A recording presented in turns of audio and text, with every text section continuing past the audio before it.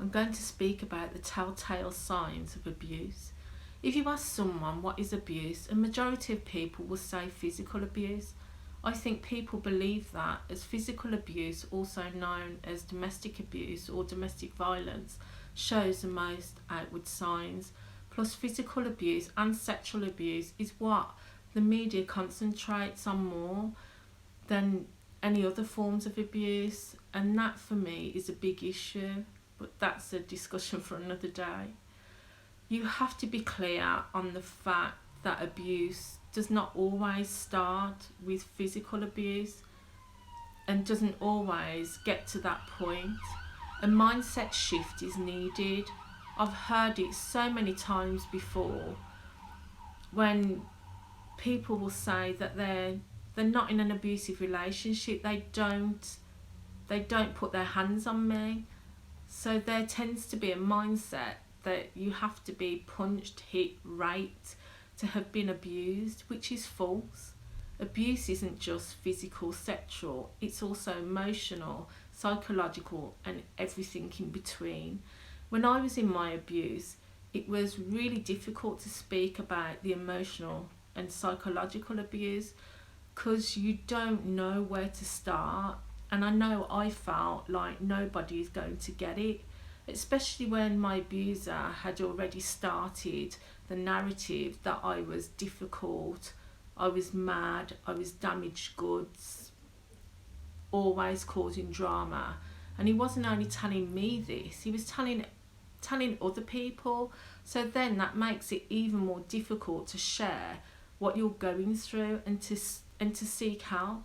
So here are some signs, red flags you can look out for to see if you may be in an abusive situation.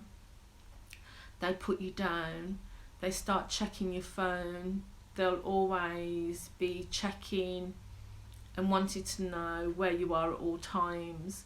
They accuse you of cheating, speak badly of you, they make you feel guilty if you don't do what they want, like spending time with them. If they don't like your family and friends. I know I was always made to feel uncomfortable, as in front of my friends and family, my abuser would be so overly nice, but behind them, it was made very clear they didn't like them, always had something negative to say about them. Also, they can make you buy things, or they steal from you, start making threats towards you, may make you have sex when you don't want to.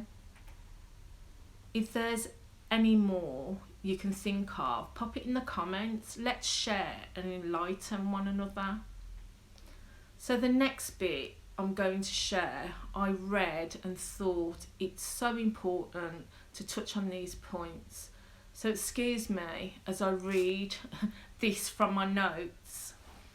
And it was written by Victim Support. So here are some early warning signs you need to look at for within yourself. If you start to be a lot more critical of yourself, thinking you are stupid or fat or very lucky to have a partner, you give up on your own opinions and think your partner is right about everything, you are feeling more stressed or worried all the time, you feel nauseous and have bad butterflies. Sometimes stress can also make you stop eating and sleeping properly, or because it might cause you to have headaches. You're scared how your partner will react to situations. You avoid saying things because you don't want your partner to get upset. You feel scared when your partner becomes angry because you can't predict their behaviour.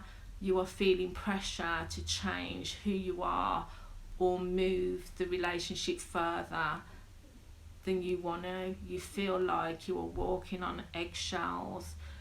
To be able to identify red flags within relationships, be it work, colleagues, families, parents, etc., etc. For me, this is key. It is so important because I know how beneficial it has been and continues to be in my life.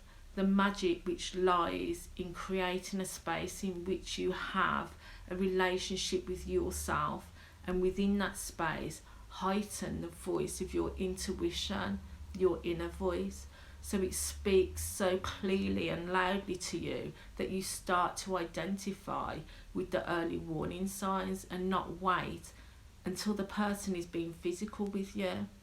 And that you take positive action within your situation, make it a space where you make healthy choices within who and what you allow into your life. You can do this. I believe in you. Love and light. Thank you for listening.